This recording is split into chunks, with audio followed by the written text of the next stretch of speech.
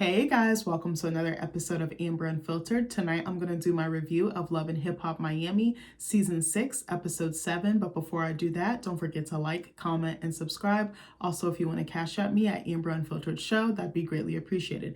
This episode was so fucking ghetto for so many reasons, but I loved every single minute of it. It wasn't as engaging like it was, but I think some of the earlier episodes just hit that dramatic mark a bit better, I feel like. So let's get into it. So the episode starts with Trick hosting an event for the community with the mayor of the city of Miami, I believe. I think it's kind of like a backpack drive, like school supplies, something in that arena. So Ray J pulls up to the event and he says that LA has been hard on him, which I'm guessing, because of his rocky ass marriage to Princess Love. They need to just go ahead and give it a rest. They're literally beating a dead horse. The horse has been ran over. It's been bulldozed, bitch. It's been buried and brought back to life. I just need it to be over between them two. So he says that he's tri-coastal. I believe, does he live in LA, Las Vegas, and Miami? I think it's something to that effect. I don't remember the exact cities or areas he said. So he says that Miami is a good place to focus on the music and that the divorce is for real this time. And I'm like, we've heard this shit before. Also, no offense, I don't want to hear music from Ray J. He is not an artist that I'm checking for like that. I think we know him more for his antics and his reality TV appearances and his like entrepreneurial endeavors, and more so his personal life, just it being all over the blogs, all over the internet. And really, I think the musicianship has definitely sailed, or maybe that's just my opinion. I'm not trying to shit on him, but that's just how I personally feel. So Ray J says that he's back on the market, he's back outside, and Trick basically mirrors his sentiments. And he says, I blocked So Unique because she's a clout chaser, and that she went online saying that Trick got her kicked off the show. God, I can't talk. Sorry. I'm so excited to do this review because she wouldn't give him no cat. And I was like, what a dumb reason to go on the internet and put somebody on blast. I said, I would have just kept that shit to myself for my homegirls. That's just me. So he says that they've been dealing with each other for years. And I'm like, yeah, this is the first time that we hear of her on the screen. But I'm like, I digress. Trick looked like he got bitches out the wazoo. I need him to grow up, or he needs to just be honest with people and stop pretending like he wants to be in a relationship. If he wants to be outside, then be outside by all means. Just be honest with people. Don't lie and pretend like you want something when you really don't. And he's not built for that. I think he has some work to do within himself, but I feel like he is like an old dog. You can't teach it new tricks. Like, he's very set in his way. He's very grumpy. He's very distant emotionally. He can be very cold. It's weird because you can tell he has a heart deep underneath, but then he has a way of just cutting people down. But I think he's afraid of getting hurt, so he does the hurting in turn. So that controls what comes in terms of the hurt or what comes out. So I don't know. I'm not a therapist or licensed or anything. That's just my guess. So then Ray J says that he needs a break and he wants to get back into the music stuff. And he says he's making a movie celebrating the anniversary of his hit single, One Wish. I'm like, give it a fucking rest. Did that song come out in like 05, 06? That song is almost 20 years old. Ain't nobody thinking about no fucking One Wish in 2024, 2025. Like, stop it, friend. You need to stop being delusional. Somebody needs to pull Ray J to the side and give him game. So Ray J says that he needs time, me time to get to know himself and to get back to a calm state of mind, because I guess all the drama at home. But I'm like, you created that. If you weren't out here cheating, lying, doing all this shit and disrespecting your wife, you guys would probably be happy, and you guys would probably not be getting a divorce or filing for divorce the third and fourth and fifth time. But that's just me. I don't know much, but I know that much. So next we see Shay getting a massage, and she's kind of outside in this like beautiful like tropical area. It looked very relaxing. The only thing that killed me was how heavy her makeup was and the fucking baby hairs that are right next to the eyebrow. I'm like, I don't understand that look. I just think it's so played out. She doesn't need all that. I know it's for the show. I know on camera they want to look good. I actually think Shay looks better without makeup or less makeup. I think less is more in her case. She's actually a really beautiful girl. I think that makeup actually takes away from her beauty, but that's just me. Again, I don't think she's an ugly woman. She's a very beautiful woman.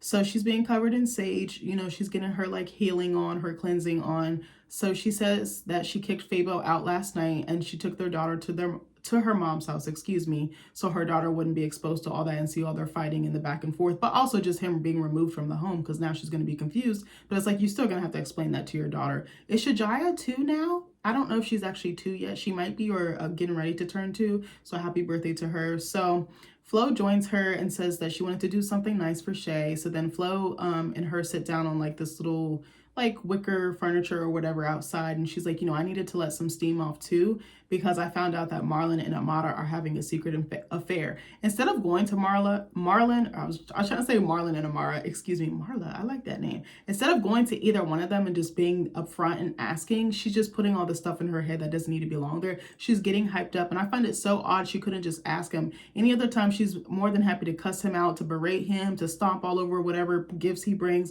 So I'm like, why couldn't you just pick up the phone and ask him like, yo, is this for real or not? But I guess because Marlon does have a track record of lying, I feel like I would have just went to Amada or just maybe done some snooping on my own to figure it out. I mean, I'm not the type of person to go snooping. I'll just ask you straight to your face. But I know it's probably for the show to create a storyline and stuff, but I'm not spending no energy getting worked up about something that I'm not even sure is true or not. Like her sister said, it's just to get a reaction out of her. It's not real. So anyway, so Shay tells Flo about the last time that they were together, which was Flo's grand opening of like the little clothing boutique and the lip gloss line or something to that effect.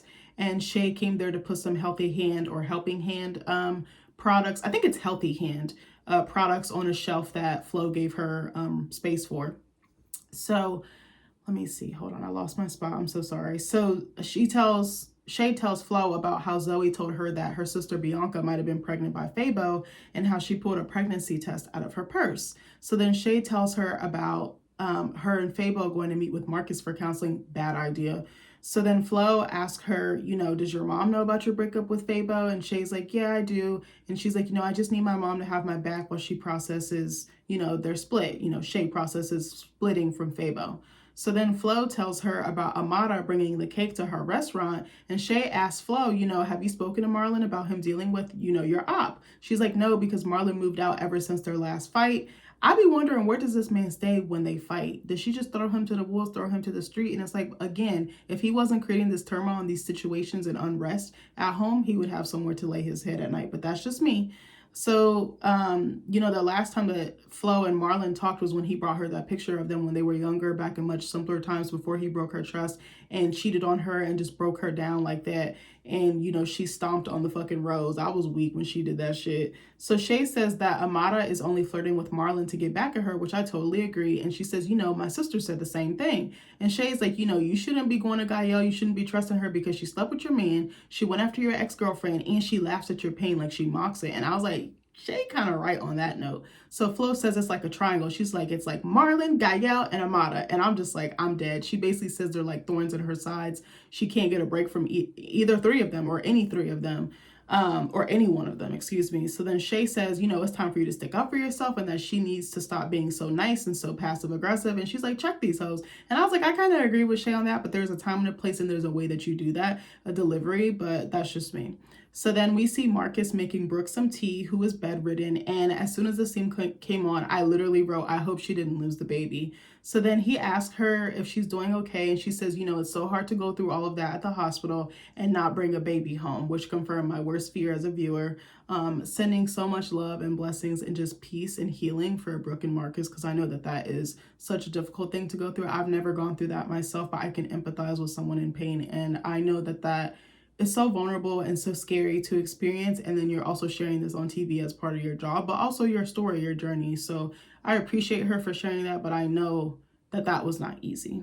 And the fact that she still got on camera, like, shout out to her. She is so strong. And I know that, Black women are expected to be strong and we just take it on the chin a lot of the times. But I was so, even though the situation was fucked up, I was so happy to see her being vulnerable and her letting her guard down and not just feeling like she had to carry it by herself. And I see you, sis, and I'm proud of you. And I'm so sorry that you went through that experience. So Brooke says in her confessional that she was so excited to be pregnant. And, she said that, she went from finding out that they're pregnant to losing their baby. She's like, it just basically conjured up all these whirlwind of emotions. So then Marcus says, for what it's worth, they didn't say like, hey, let's have a baby. Like the baby was basically unplanned. It was a surprise. So then Brooke talks about how happy she was regardless of the fact. And Marcus says everything boils down to intentionality. And he tells her he knows he doesn't want to have any more kids after seeing what she went through with their daughter, Shy, I believe it is. Excuse me. So he's saying this because, he almost lost Brooke in the process of her delivering their daughter Shy. And I said this was definitely the wrong time and wrong place to admit that, because she's in such a vulnerable state. She's probably in shock. She hasn't, I don't know how much time she had to process that by the, from the time they found out to the time that they filmed this and opened up to viewers about this. I just felt like his timing was so poor, and he kind of made it about himself instead of big upping his wife or lifting her up. And I didn't like that. I'm going to say something that's probably really unpopular. Again, my heart goes out to the both of them, because it wasn't just her that lost a baby, it was him as well. I don't like him for her. I think that he comes across very mean. Also, I don't want to say narcissistic, but he kind of comes across as like self-serving, or like he knows everything. And I wish he would humble himself and be more open to his wife and be more susceptible to her needs. I feel like he just pushes her, and he doesn't hear her needs. Kind of similar in a different way, kind of similar to Angela or Black China with Derek, like almost walked on, or, oh, it's my way or the highway type of vibe. And I don't really like that. And Marcus swears he has the answers for everything. He swears he swears he has the answers. He knows how relationships work. And it's like, but you were in such a tumultuous one for so long based on situations you created. So I'm sorry, I'm not taking advice from somebody like that. If anything, I'm learning, but I'm not going to take advice from you. Like, if he were to give me advice on my marriage, I wouldn't take it. Like, and he's been married in his situation longer than I have. But I just think that they're a little incompatible, or they could possibly be outgrowing each other. And they kind of give me that, oh, we're Black love, we made it through this struggle. And I'm like, no, you shouldn't have to struggle that much or like that to be in love or to sustain a relationship. That's just my 2 cents on it, but I could be wrong. I'm not trying to bash your husband, Brooke. It's just based on what I've seen on the show. He could be completely different behind closed doors or off camera. So I said, he talks about how they lost focus or like motivation because of the pregnancy. He said, especially when it came to their joint and individual music projects, as well as their other kids that they already have in any businesses. So Brooke admits, I did lose focus, because I was pregnant and I got so caught up in nesting and preparing for this new baby. I just kind of lost track of time and put everything else on the back burner. And she was authentic. She was real about that. And I really respected her for being honest. I feel like he can't be. I feel like she's more forthcoming and transparent, and he's very closed. And it's like, how do you expect to sustain a marriage if you're not sharing, if you're not opening yourself up? One of y'all can't be doing it. Both of you need to be doing it. So anyway, Marcus says, I feel like you just want to be a mom and a wife. And Brooke says, what if I do just want to be a housewife? And I was like, well, if she does, there's nothing wrong with that. That's what she sees for herself at this moment. I think he's pushing her to do stuff that she's not ready to do or willing to do or wants to do. And I think her and Blac Chyna are in the same boat in that, like, they're like, oh, we see you doing this. We see you taking off with music. We see you taking off here. But it's like, if they don't want that for themselves, don't force that on them. You have to let them come to that on their own terms or conclusion. So I think that they're similar in that way again. So he told her God didn't make her beautiful, funny, charismatic, and talented just so she could sit in the house and party with Shy. But I'm like, if that's what she wants to do, support your wife. She might come, her having that break from the industry and everything like that and being able to be a mom, that might be fulfilling for her. And maybe she might want to return to her dreams later when she's gotten her kids settled and out the house. Like, or, on a good pace to where they can be pretty self-sufficient. I just didn't like that he was knocking her for wanting that. And it seems like she just wants a break. And I was like, she deserves that. Like, she's been in the business for a very long time. It's okay if she wants to take a step back. There's plenty of artists that do that and then come back. Who is it? Cameron Diaz. What's the gentleman's name? Brandon Fraser. There's so many artists that just like leave and then they come back and they pick up right where they left off. She's very talented. That's not the issue. But, or issue, excuse me. I don't know where my little accent just came from. So she says, I don't want to hear from you, Dr. Black, because like Dr. Black takes over and I think he takes the place of her husband, Marcus, the man that she fell in love with. So it did feel a little bit like he was diagnosing her here or in this scene. So Brooke calls him a monster and he immediately goes on the defense. He can't hear constructive criticism. He is so quick to give it out and to tell everyone else what is wrong in their situation or what is wrong with them, but he can't see it within himself. And that's very hard to do. I'm not knocking him because even I struggle to do that, but I'm like, no, you need to be accountable. You need to look in the mirror. You need to work on that. Like, you can't just keep making excuses or doing the same thing and not changing the behavior. Like, that's not how healing works. So she says sometimes he can be kind of like out of control or spiral. And I was like, I wonder what she meant by when he's a monster. I'm like, again, who is he off camera? How does he treat his wife? Because I I don't see chemistry anymore between them. I don't see that much love. I think there's a love. I don't think I see them being in love with each other. I think they love each other or have love for each other because of the positions that they play in each other's life. But I wonder if the business is overshadowing the marriage. Or again, it reminds me of like Zoe and Kelvin, or Flo and Marlon, or who's another one? I can't think of anybody right now. Yeah, or is there anybody else? Yeah, those two couples, I would say. I don't know why I was looking at the wall, like the wall could answer me. Like I guess the wall was gonna grow legs and answer me. But anyway, you know what I meant. So Marcus asked her, do you still want to go through with the joint album? And she says, I don't feel comfortable answering that question right now. And again, she's very honest. She's very in tune with her feelings. She seems very emotionally intelligent, and I feel like he's not all the way there yet. Again, he's so quick to diagnose and point the finger and swear he knows everything. And it's like, but you don't know everything. Humble yourself, because your wife can be, or your spouse can be your greatest teacher. Nick humbles me all the time. And I'm like, yeah, I needed to hear that. Yeah, you're right. I don't want to say it in the moment, but then when I sit and think about it and take 2 seconds to step outside of myself, I'm like, oh yeah, I see what he means. I see from his point of view. It's very hard. Marriage is very humbling in so many ways. So, he asked her, what place is this coming from? And she said, maybe the same place of you telling me you don't want any more kids. I said, God damn. I said, when she hit below the belt. I said, well, you asked her a question. Don't be afraid of the answer. So next we see Amara at home with the twins, and oh my God, they're so cute. They literally look just like Alan. I love their skin. I love their hair. They're just the most cutest girls. And it's so funny because I don't think Alan's really that cute, but they made really cute babies. I cannot lie about that. They're so adorable. So then Alan comes over and the girls seem happy to see him. And he says, I don't want to stop. Him and Amara exchange pleasantries. And he's like, I don't want to just stop with me just coming to see the girls, here. He's like, I want to unite the girls with my daughter in the DR and my daughter in Michigan. And then I said, he's just sowing his royal oats everywhere. I said, my question is, how do womanizers continue to attract women?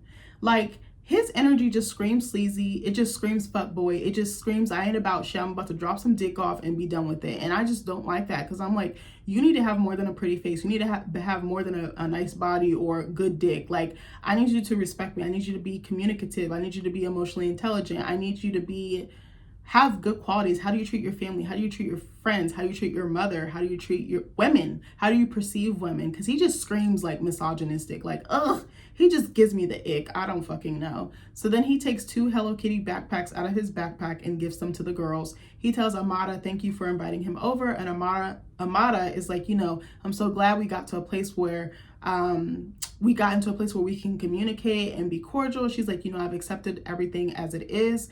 And the most important part for me is that we're the best parents for our daughters. And I'm like, facts. So he says that his daughter, Alana, has already met the twins, but his other daughter, Layla, I believe it is, hasn't. And he would love for that to happen. And I'm like, how are you going to get 2 girls from, was it Miami, 1 from Michigan and 1 from DR all in the same room? Where are y'all going to even meet? Like, he just does not think. Like, you can tell he makes, people move and jobs and like life situations happen that cause people to move and things like that. But I'm like, what were you doing? You were thinking with your dick. That's exactly what you were doing. So he asked Amara if they can meet, and she says yes, but that he has to show her he's dedicated to the twins first. And I said, I still can't believe she was about to marry this man. He just screams raggedy. I'm so sorry. I hate saying this about people because I don't think everybody's like this, but something about him just rubs me the wrong way. So she says Alan hasn't seen the girls in 8 months. How have you not seen your kids in almost a year? And now you want me to just let you take them on a plane or take them where? No, you don't get to do that. You need to earn your keep. You need to show me that you want to be involved and that you're going to show up for them. You can't come in, bring all the gifts and do the easy shit and then just dip when you feel like it. And you live in a whole ass other country. And Amara knew this when she was messing with him. Granted, she is from that country and she goes there for work and stuff like that. But her home base is Miami. The girls' home base is in Miami. So I don't understand how you could juggle that many women, that many kids across country lines. Like, that is so complicated to me.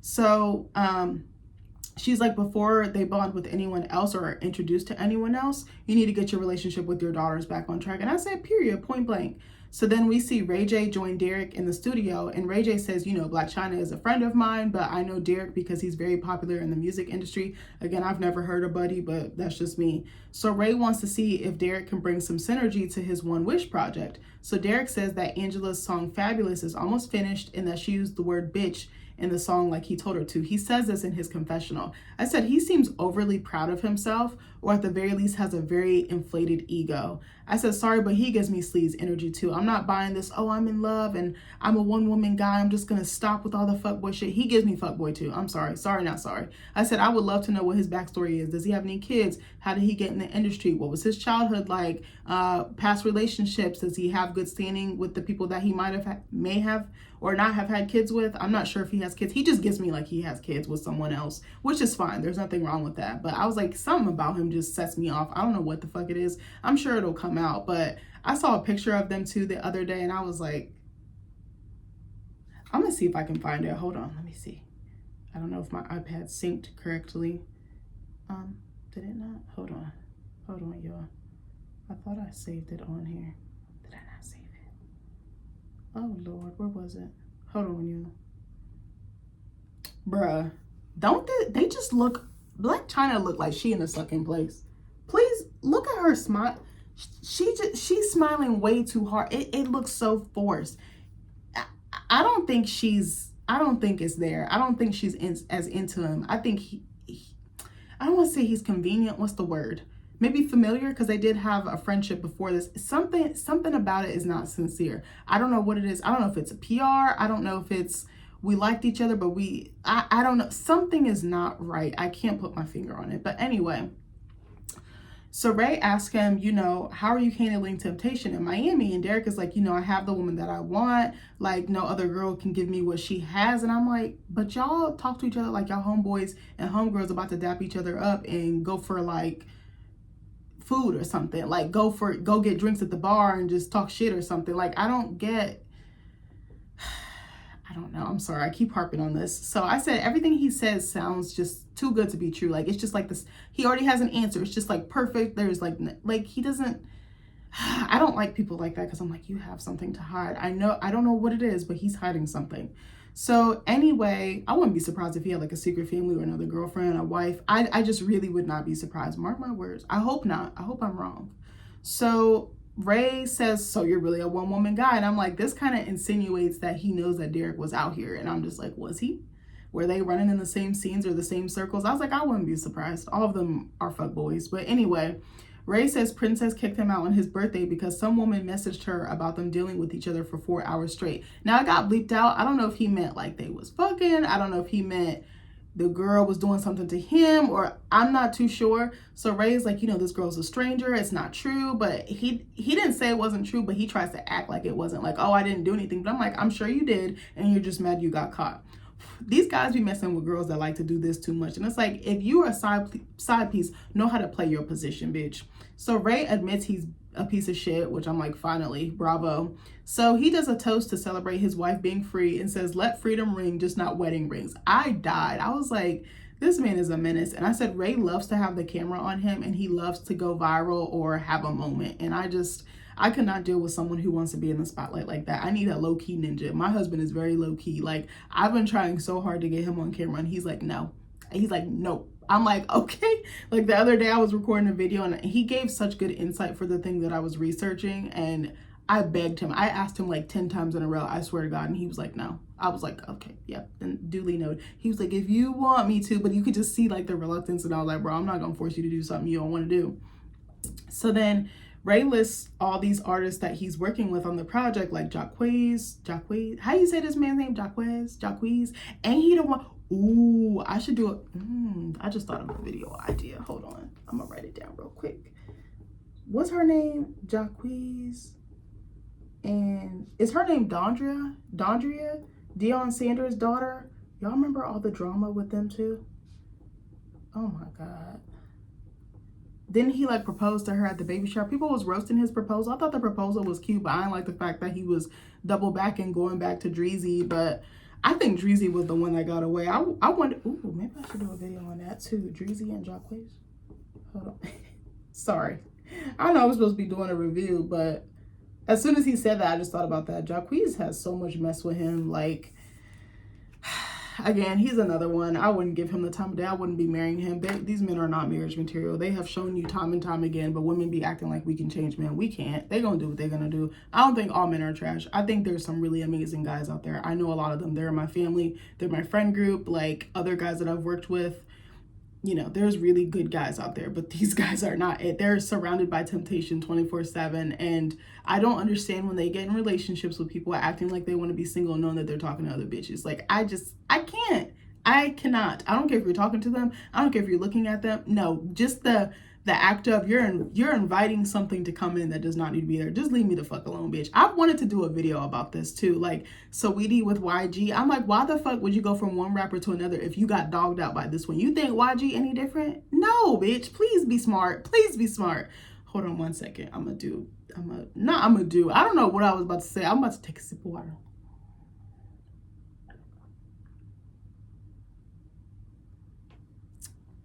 Okay.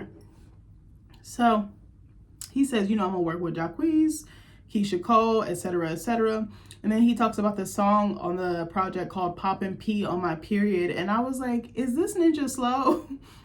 I was like, Ray J just be doing the most outrageous shit for like shock value or clickbait. And I couldn't deal with someone like that again. So I said, he does things for shock value, I noticed. So Derek says, you know, this is a little wild or left field, but it's Ray J, so I don't expect anything less. And I said, I'm dying because all of us feel the same way.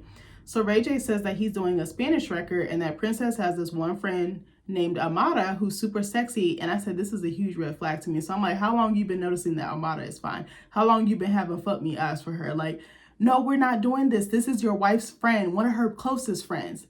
He just want to get a reaction or a rise out of Princess, and it's going to work. I know all this stuff is happening online because Sukihana, or Princess found out Sukihana and him were dealing with each other because Suki was supposed to be working with him, but turns out it was getting some sexual or romantic shit involved. I was like, I don't care. I'm not crying on no internet for no little man like that. Like I need a step stool to reach, or he need a step stool to reach me. Like, no, I'm not crying for no man that look like that. Ugh, he is not cute. I'm sorry. So I said, again, has he always had his eye on Amara? Sorry, I couldn't get my words out earlier. He says he set up a dance session with Amara to learn Latin moves. And I'm like, you're telling me he couldn't hire a proper dance instructor for this with all the fucking money that he makes? Don't he got the scooty bikes? He got Raycon. He got music. He goes on reality TV. He's got other businesses. He does partnerships. Oh, excuse me. You mean to tell me he couldn't use none of that money to just hire him a lure instructor for the day? Okay. I said, he's a slime ball for real. I said, Princess should bust him upside the head, and Amato too. So Derek says he works with a lot of people in the industry and all types of people work together, and kind of like the circles are, small basically. And he says, I don't see an issue with working with an ex as long as it's been communicated to the new partner and that the previous situation ended healthy versus in a toxic way. And I said, and this right here proves why he isn't ready for marriage. There are so many things wrong with this. I would never in a million years fucking do this. I don't care if it's on reality TV. I don't care if it's off TV. Bitch, I would never. I don't want to see you. You're an ex for a reason. Get out of my life. I don't want to see you ever again. I'm so petty. Once I break up with someone, don't ever ask me for shit ever again. Because you're dead to me, bitch. Like, I don't talk to none of my exes to this day. Like, I probably did when I was younger and stupid. Like, hey, we can be friends. No, after a while, you just outgrow people and you realize, I don't need you in my life. Like, you're out of my life for a reason. I know some people can be, especially if they have kids, or maybe some people, they can get together, but the relationship aspect doesn't work for them. Some people genuinely can be friends and keep each other in their lives like that. Well, after the fact, not me, baby. I don't want to see you. You're dead to me. Like I said, I just think that could create a situation where you could find yourself doing something that is disrespectful or harmful to the relationship and your partner. And I just don't want to invite certain situations in, like certain things. I know this is so weird. I probably am like a 1950s housewife with a mix of 2024/2025, but like I try really hard not to put myself in positions to be alone with men unless they're family. Like, even with my friends, like I have a couple of guy friends, I'm very apprehensive about that. I usually try to invite my husband. Some of them, like, I will go out with, but it's just totally platonic. There's nothing going on. But like when I was at work and there'd be, oh, we're going to go to lunch. We're going to go here. I've had like guy coworkers that I've been really close with, but there's nothing going on. Like they have a whole wife and kids and all that. And they've like invited me over. I literally will not go. Cause I'm like, I don't want to find myself in a situation where like you're alone, I'm alone. And then no, I don't believe in that. I won't go out with men alone like that. Like, Nope, I will not do it. I just think that that's inappropriate. I don't, even if I'm texting a guy that's like a friend or something like that, I try to stop it at a certain hour because I'm like, I don't need to be texting you at 10, 11, 12 o'clock at night. Like, that's inappropriate. I don't want to give the wrong impression or signal, even though they know that. Like, they know, again, they know I do not play by my husband. Like, it's on lock. I do not want to find myself opening the floodgates. Like, absolutely not. So I think that he was wrong in thinking there was nothing wrong with this. And this makes me wonder if he's done this before and doesn't see anything wrong with it. I really think that he thinks marriage is for play and it totally isn't. Like, he just gives me, he's a playboy. He wants to be outside. He said he's Mr. Smooth Talk. Like, he's a charmer. I don't know what it is. He gives me like snake charmer, you know, like, I don't know. He has the gift of gab and he knows how to say stuff and what to say. And I just don't trust him. Black China, run, girl. Run while you still can. So then we see Brooke go to Amada's house, and I feel so bad for Brooke. Brooke says she's still processing the tough conversation that she had with Marcus, which was earlier in the episode. She says that she feels so unsupported by him right now, and that broke my heart. She says she wants to be around friends who can support her and just like love on her. So Amada's mom answers the door and she gives Brooke a hug. And Amada gives her a hug and asks Brooke to forgive the mess because her house is under construction. There's wires and shit hanging out the wall. The floor is all fucked up, like, you know, pulled out, stripped out. Like, it's just a hot mess. I'm like, you got your daughters here? But I mean, I guess she could baby gate stuff off. So then Brooke asks Amada, you know, do you know how to swim yet, bitch? And I said, I'm dying because she's referencing Marlon giving Amada swim lessons. So the producers flash back to the scene where Marlon is teaching her how to swim. And Amada says the more that Marlon talked about missing his kids and wife, the more she realized she didn't want her kids to go through that. Because I guess she kind of could see her kids being in the same boat, you know, talking kind of like Marlon is talking about him losing everything, his family. So Amada says no matter how she feels about Alan, she wants her girls to have an active, present father in their lives. I really don't think he's going to be able to do that just because, one, I think him being in another country. Two, not sure if he's still married or has that other family. Three, he's very inconsistent. And four, he's just like Derek. He's very good with words. He promises one thing and does something else. He overpromises and underdelivers. And those girls love him to pieces. You can tell that they do. And I think he does love them. I just think he's not a consistent person who keeps his word. And I feel so bad that her daughters don't have someone who is consistent because they do deserve that. They do deserve an active and present father. Who knows? He could change. I could eat my fucking words. But just based on his behavior, when he falls out with her, he takes it out on their daughters. And I don't fucking like that. I can't stand people who don't take care of their kids. That is one of my biggest pet peeves. Kids don't fucking ask to be here. And you want to come in and out like it's a motel, hotel, Holiday Inn, or it's a revolving door. That's not how it works. Either be here or don't be here at all. Like, point blank. So, what was I going to say? So she tells Brooke about how they met up at her house and how he asked her to connect with the twins. Or connect the twins with his other daughters. And Brooke says, you know, this is a good start. Also, I know this is a really sad scene coming up, or the next part of the scene, but Brooke actually looked so stunning. I thought she looked so beautiful. She's one that doesn't do too much with the hair and makeup. I actually think she's so beautiful. Her hair is really beautiful. How she, you know, dresses, or just her vibe. Like, she just seems like a sister friend, a sister girl. Like, I would love to meet her. She seems like such a sweetheart. I know she had like a reputation for like her past, but I'm like, she was on TV. Like, you don't think she was doing that for TV? Like, I don't think she was as messy, quote unquote, as they portrayed her out to be. But also her husband put her in those situations. So can you really blame her? But I just think she's just such a girl, chill girl. She seems like a girl's girl. Like, I don't know. It's just something about her that I really enjoy. I wish she was on my screen more, honestly. Excuse me. So Amada asked her about how Marcus and the kids are doing, and ooh, the scene was so heavy. So Brooke reveals that they suffered a miscarriage, and you can tell how broken up she is about it, as well as Amada. And Brooke explains that she had a regular ultrasound for 12 weeks and that there was no heartbeat. And then she says it again, and that it just broke my heart. I was like, I wish I could just like go through the screen and just give her a hug and just tell her everything's gonna be okay. I would just get her ice cream and like red wine, and I would just let her cry as much as she wanted to. So then Amada says, you know, she's so sorry, and holds her hands, and she just hugs her. And I was like, not Amada being a good friend, bitch.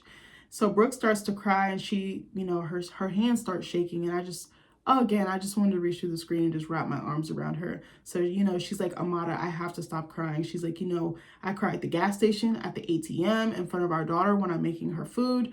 Amada is like, how is Marcus handling it? And Brooke says, he's numb and it's irritating me. And I was like, that's very honest. That's very, again, she's very in touch with her feelings, and she is in tune with what's happening around her and to her.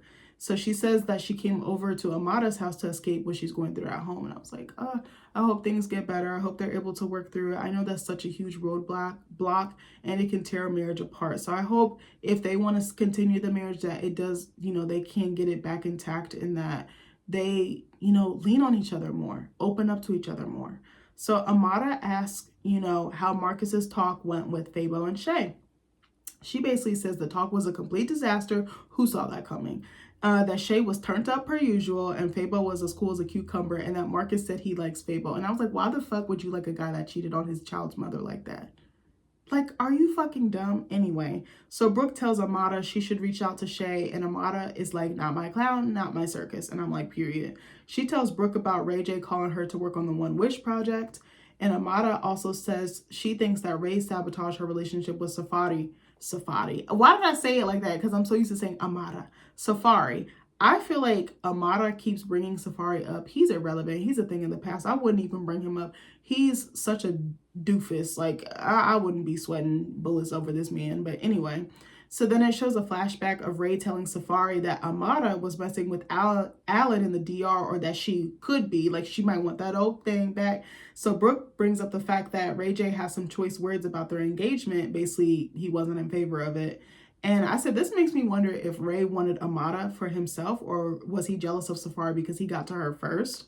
And Amada says, even though she's done with Safari, she plans to give Ray a piece of her mind about what he said. And I said, as you should, baby, because I would have done the same thing. You wanted to do all this talking, and he gossip worse than a woman or a female.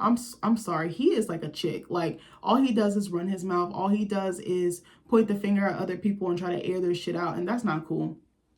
I wouldn't be telling him shit. So next we see Shay pulling up to her mom's house. Excuse me. Shay says she still feels vulnerable about the breakup and needs support from her family right now. Excuse me. Again, I said again, she uses them when it's convenient for her, or runs to them when it's convenient for her when shit hits the fan. But the first time they fix their mouth to voice concern or try to express, if they see something that maybe she's not capable of seeing because she's blinded by love or what she perceives to be love, she don't want to hear it. And then she cuts them off, threatens them, takes the baby away from them. Like, I don't know if she knows how to be a sister. I don't know if she knows how to be a daughter. And I'm not saying that to bash her. She picks and chooses when family is, family is expendable to her. That's the thing that I was trying to say. Like, she when she's good, but it's usually when she needs something. I don't know. She just blows me with that. I don't like the way that she treats her family. I think that that's fucked up, and she could do better and be more consistent. Family is supposed to see you in all seasons of life, and I could even do better on this myself, but you can't just cut them off cold turkey like that, and then they take you back because they love you and they want to be a part of your life and your daughter's life, but then you're taking up for a man that's comfortable with disrespecting them. I don't get it. She defends the wrong people. I feel like she should be defending her family, like tooth and nail, like period. So her mom says, I know that losing a relationship is painful and it hurts, but this relationship wasn't working from the beginning. And I said, preach, mama, because you need to get in her ass. But she did it in such a loving way. Like, her mom came and met her outside when Shay got out the car, and they just kind of talked in the driveway for a minute. I thought her mom looked so beautiful. She had this leopard print, little off the shoulder dress on. Her makeup was really pretty. Her mom, she gives me Iyanla vibes. At least the way she talks, she kind of sounds like she would be good on a spoken word album. She just has that voice that you want to keep listening to. But her mom was so gentle with her, and I was like, I love this. Lean more into this, and then I think your daughter will receive it more, and maybe she'll want to be open and come around more. But Shay is very stubborn. I do know this, and she's very habitual. And I can say the same thing about myself, but I'm trying to work through it. So Shay says that she wanted it to work, and her mom says she knows that she did. And her mom tells her God is going to send you someone, a man who loves you and your daughter. And I was like, that was such a powerful scene. I love seeing that side of her mom. I wish her mom would lean into that more. And I think she is, but I hope that Shay continues to be open to receiving it. So Shay asked her, where is Shajaya? And her mom was like, she's inside. So the two walk up the driveway to go in the house. And in her confessional, Shay's mom said, I've been waiting for this for a long time. Her mom says, there's a process in letting Fable go, and basically that it won't happen overnight. And I said, she's absolutely right. So her mom says, I'm going to be here to support my daughter no matter what. And I said, period, Pooh. So Shay's manager, Jen, MJ, and Mama D surprise her inside. They're throwing her a party celebrating her breakup with Fable. And I said, this was kind of funny, but it was really fucked up. I don't think that was appropriate, and that wasn't the time or the place. And I would like to have this on camera. And she was literally about to break down about this man like 5 minutes ago. Like, I thought this was so ill-timed. And I know it was kind of a moment, but I didn't agree with it. I know that they were happy, but she wasn't happy. He needed to give her time to process, just like Brooke needed time to process her miscarriage with her husband, and her husband just kind of went for the jugular. I didn't really like that. So they have shirts made. This part had me weak, though. I'm not going to hold you. I was on Twitter talking trash. So they have shirts made that say problem solved with a woman. It's like a couple on one side, and then it's like a little division sign, and then there's like a woman, and she's like throwing or like kicking this guy to the curb. And then there's a cake with icing. That cake look good as hell, I'm not gonna lie. There's a cake with icing that says Fabo ain't forever. I said, they ain't shit for real. I was like, but what if she gets back with them? Like, you should have probably let the dust settle a little bit more and made sure she wasn't going to go crawling back to him, because she has a habit of doing that. Like, again, it just wasn't appropriate. I think they could have considered her feelings. They thought it was funny. They thought it was cute. And I think they were coming from a place of love and joy because they were happy she was done with him, but she wasn't. Like, you have to let her feel the range of her emotions and, like, figure out how to let go, but also how to co-parent. Because not only did she break up with him, now the father of her child is not in the picture for right now, so she has to figure that situation out for the sake of her daughter or the well-being of her daughter. And I said, Shay looks so pitiful. She says it's been very, very hard for her, and the fact that they're glorifying their breakup hurts. And I think she really saw forever with him, and I said, I have no idea why. The only reason I could guess is because she has a baby with him and because she really wanted it to work with him. But I'm like, if you guys have been off and on for 11 years, that tells me that it was not going to work. He would have been married to you if he saw value in you and if he wanted to move forward with the relationship and take a next step with you. A man knows his intentions with you, and he's going to make those clear from day one, point blank, period. My husband told me from the first day, I'm going to marry you. Married. Just case in point. So she throws the cake on the floor and throws all the shirts that her mom and them made. Mama D tells her to sit down. She's like, I done flown all this way. Like, you're not going to ruin this for me. And Shay, of course, gets to popping off, excuse me. And then Mama D says, I can't wait to tell Scrappy. And Shay says, bitch, the only reason you're happy is because you want me to get back with your son. I'm like, she shouldn't do that either because Scrappy is no better. So I said, no lies were detected though.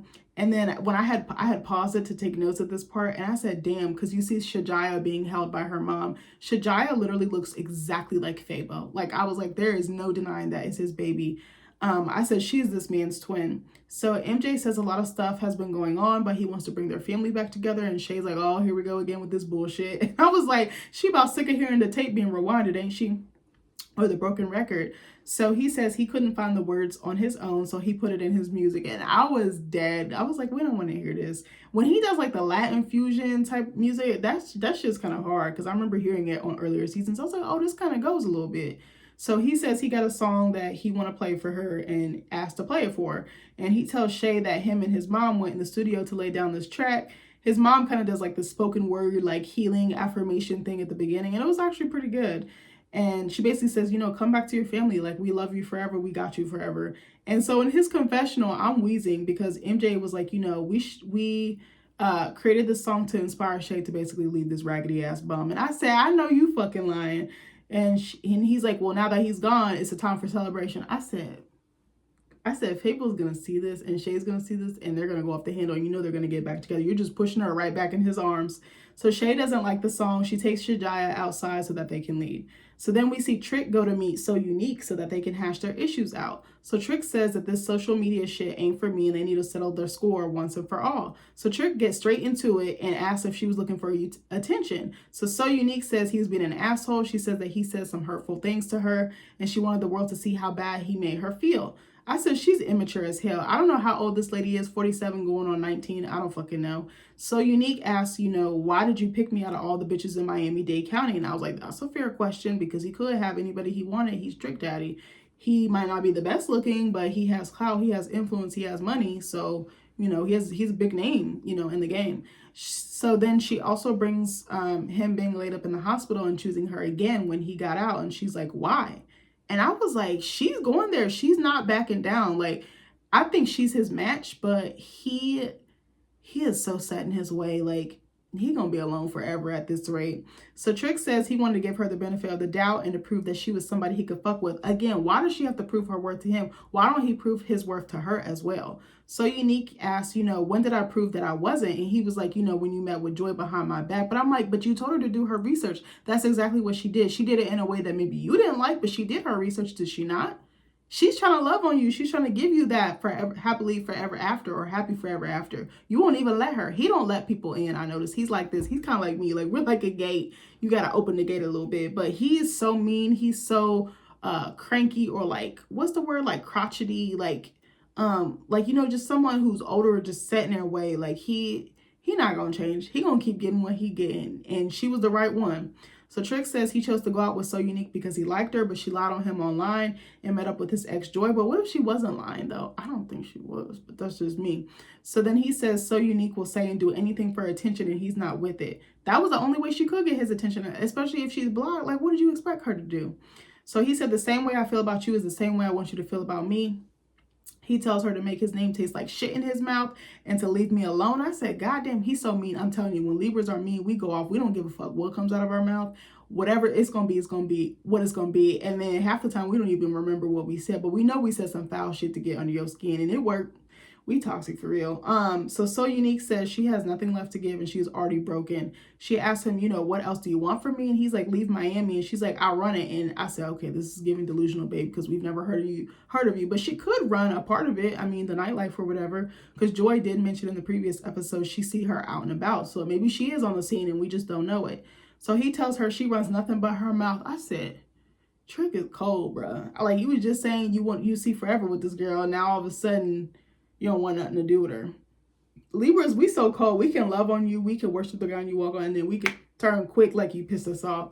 Or we feel like you slighted us. So Trick walks off and he flicks her off and says she's a clown. Welcome to the circus. We got lions, tigers, bears, and this bitch. I said, Trick, did you really have to go there? So I said, I actually felt bad for her because nobody deserves to be talked to like that, whether it's in public or on national TV or even behind closed doors. Trick lost a couple of brownie points for me on this because he don't have no business doing this. So next, hold on one sec. I'm going to sip some water.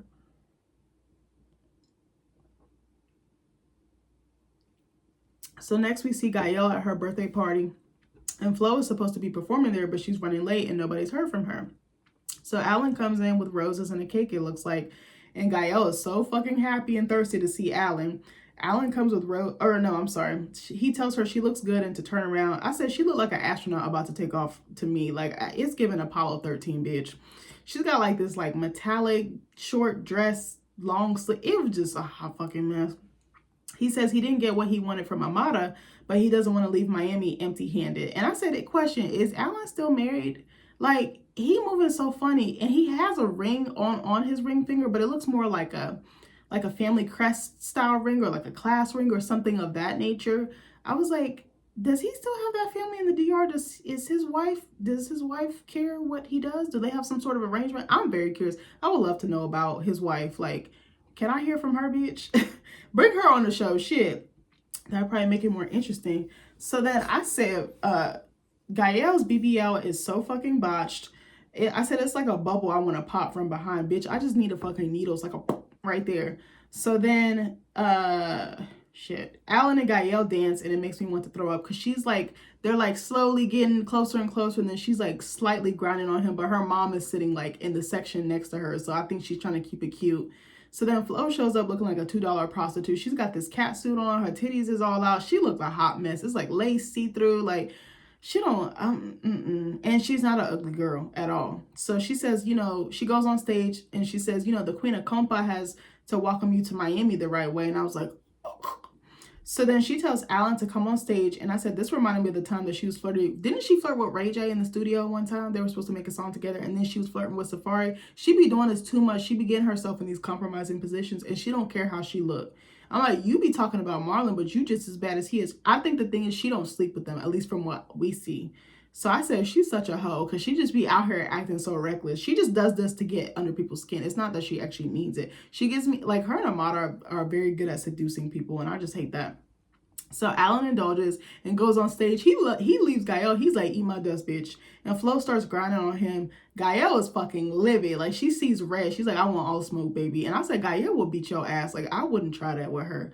So Gael comes on stage asking Flo, what the hell are you doing? Gael kicks her off the stage. And Flo is escorted out by security. They're going back and forth talking about, I'll fuck you up, this, that, and the third. And Flo's like, you know, now you see how it feels. And Gael's like, no, bitch, not with my ninja. So then Alan leaves the party and says he doesn't mind getting attention from two women at the same time. But he's like, I draw the line when they start fighting over me. Because he's like, that's the drama that I don't need in my life. And I was like, period. He's like, that's my cue to leave. So then Flo starts popping off outside and Alan's still there. I was like, why was he waiting? I would have just left. So Flo starts popping off saying she's tired of Gael and Amada playing with her. She's like, I said she really let Shay hype her up because remember Shay earlier in the episode when they went to get massages, Shay was like, check these hoes. And I was like, checkmate, bitch. So Flo tells Alan, you know your baby mama is fucking with my husband or my baby daddy. And she's like, you know, I'm tired of Amada playing games. And Flo tells Alan, you know, I want to take you home with me. And he's like, I was like, this ninja is so nasty. He does not care. He does not care at all. All he thinks is with the little head. I just can't do it. So she says, you know, he's like, you know, what you gonna do with me? And he links his arm through hers or she links her arm through his and they start walking off. And she says, you know, I'll tell you later. I was like, ugh, I wouldn't because I wouldn't. That's her sister. No, just no. Have some decorum. So in her confessional, Flo says, Amada, this is for you. I said, I would never, in all caps, and I put also in all caps, where is the girl code? I would never do that. I would never go after my sister's old work. Absolutely fucking not. I don't care if you're my sister like a friend or my sister like biological. Where's she in the shop do? No, bitch, I'm not doing it. That's so fucking nasty. I was like, these bitches are sister wives. Eliza was right. Where the fuck is Eliza? I haven't seen her on my screen. I miss her so much. So Alan says, are you ready for her? And I think he was talking about Amada. And she's like, you know, I'm so ready. As she's walking off, her botched ass BBL looked like a shitty diaper that needs to be changed. It looked like a diaper that's been sitting on her ass for 17 days. And I was just like, she is not cute. Not from behind. In front, yes. But I was like, these girls with these BBLs be looking ridiculous. But anyway, let's get into the last scene. I know this is a long review. So next, in the last scene, we see Amada meet Ray J in a Latin nightclub. Amada is wearing this sexy cat suit. It's like cut out. You can see her titties. She got her asses stacked. Like, I was like a damn deck of cards. I was like, Lord have mercy. She knew exactly what the fuck she was doing.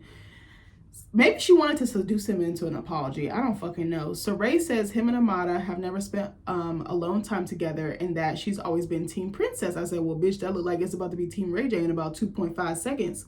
So he hopes that she can move past that and focus on the One Wish project. And I'm like, how much money is he paying this girl? You can't need the money that bad. I know you got 2 kids and a mama and a mortgage, but you can't be that desperate for opportunity. Don't she work? She does a talk show. She does modeling. Like, no, I know she good on money. I know she's straight. She does real estate too, right? So he says he's happy they could meet up and he knows that she's mad at him. She calls him out for sabotaging her relationship with Safari. He says he feel like her and Safari each needed somebody different. Now, this is one time you might catch me agreeing with him because they were not compatible. It was just a good time, not a long time. And Safari, God damn it, I keep doing that. Safari is a goofy. Amada is what was I gonna say? She has too many daddy issues and insecurities and low self-esteem. That's what she keeps putting up with, the men that she keeps putting up with. She doesn't know her worth and she doesn't know her value, so she's gonna continue to get what she gets until she does something different or does the inner work. That's just me. Again, not a therapist, just saying what I know from my personal experience and because I see a lot of myself in her or my past self in her. So Ray tells her she's super sexy and super talented. And I was like, I would have been gagging if Ray J told me I was sexy, and I'm not sexy in any way, shape, or form. I don't need anyone to tell me I'm sexy. So she adjusts her titties. She like picks it up and like, sorry, my little tablet fell. She like picks it up and her boobs is just, I was like, goddamn, flotation devices, anybody? So then, hold on. I just lost my spot. And he says, wow, I never looked at you this way. All he's doing is this. He like a dog wagging his tail just... I was like, he's so trifling. Like, ugh. He's practically drooling. So Amada tells him, you're still married. And he's like, we're kind of in the process of finalizing everything. So what's up with you? And I'm like, absolutely not. So she asks him if he will apologize, and he gets down on his knees and grabs her hand to kiss it and says he's sorry. It looks like it was like a dominatrix situation. Like she was about to have this man in some latex. She was about to be spanking him or flogging him. I was like, what the hell is going on? Remember that episode where Princess took him to like that cave and she was like a dominatrix? That kind of reminded me of that, just because of what Amada was wearing and her hair and how she was in control and the way he was looking up at her like he wanted. I don't fucking know. So anyway, he then asked her for a hug, and Amada was like, boy, stop. Like, ugh. So then she tells him to get his ass up, and she literally picks him up by the ears. I was screaming. He went right along with it. So Amada looks at him like, Ninja, are you serious? When he starts explaining his vision for the project. He's like, there's a scene where I'm in the strip club and I fall in love with a stripper. And then he's like, can you teach me bachata? So Amada insists that she doesn't like him romantically, but doesn't mind teaching him how to dance for the role. She shows him the steps on the dance floor, and he's actually pretty good. And I'm like, bitch, this makes me wonder if he actually knew how to do this dance already and used that as a way to get her to participate in the project. Like, I was like, again, you couldn't hire somebody. You're so wealthy. You have assistants. You have all these people working for you. You mean to tell me you couldn't just hire someone on the scene? You have probably so many connections in Hollywood from being in the business for 20 or 30 years. Like, I'm not buying this shit at all. So I said, he's very touchy-feely. Ray J's like holding, they're farther apart at first, and then they start getting closer and closer and closer, kind of like Gael and Alan, but like in a different way. And Amada is trying to keep like a safe distance, but I was like, a bachata is a very like sensual dance. It does require like intimacy in some form or fashion. So I was just like, this was the wrong. I would not have done this. Princess is supposed to be your girl. She's in the thick of a divorce. Like, why would you even try that? This is going to be filmed. I feel like Amada has no morals, or she doesn't care, or she's just going for the moment. I don't think she gives a damn what she has to do to stay on camera. And I just don't like that, because I remember she has so much integrity, or what I thought was before, or principles, and she just doesn't seem to have any. She doesn't care about anyone's status. She doesn't care about optics. She doesn't care about her reputation. Like, it disturbs me. And again, I know this is for the show. This is creating content for us, or entertainment for the fans, but I'm like, I need you to have some type of principle. Like, I'm sorry, or morals. I just can't. And again, it could be for the show, but I don't like that she feels like she has to stoop to this level. And I'm like, so do you act like this in real life? Like, again, I know it's on camera, but still. So then he gets closer and closer. He's like holding her waist. And that way that men hold you, that it gives you like, yeah, I'm ready to fuck the shit out of you. Like, it was kind of giving that, or like, I'd like to take this to another level, like second or third base. Like, I don't know what it was. The way he was looking at her, like, I was like, he looks like he wants to hump her leg. Like, I can't. So Amada tries to get away, but with very little luck. And then he's like holding on to her. And I was like, ooh. And it looked like he was about to go in for the kiss. And I was like, you should have never put yourself in that position to begin with. I was like, Princess is going to beat her ass next week, and she will have deserved it. I was like, this episode was good. It mostly made me laugh because I was just like the ridiculousness of it. I think mostly the scene with Shay and her family where they threw the party for her. I was like, you literally know it's bad if your family is throwing a party celebrating your breakup, because they've been waiting and praying on this day. And I was like, that's so sad to me. That tells me that you don't have a good picker when it comes to guys. And shit, this is coming from someone who had a terrible picker before I met my person now. But I just feel so bad for her in the sense that they couldn't wait. I wish they had waited a little bit more. Maybe they thought this would cheer her up, but really it just brought her down even more. I think it was funny how Ray J was commenting about how Princess just kicked him out on a whim. And it's like, no, baby, you did something to make your wife kick you out. She didn't just arrive at that conclusion. And even if it was fake, I feel like he probably did do some shit like that with someone else. So I'm not too surprised. And then I didn't like the way that So Unique was spoken to, but that's typical Trick, unfortunately. But if I had to rate this episode, I'd say a 7.5 out of 10. It wasn't as entertaining as some of the other ones. It was and it wasn't in some ways. But I need them to bring back Eliza. I want to see Zoe. I even want to see Estelita's crazy ass. But anyway, I hope you guys like this review. I love you guys, and I'll see you in the next video. Bye.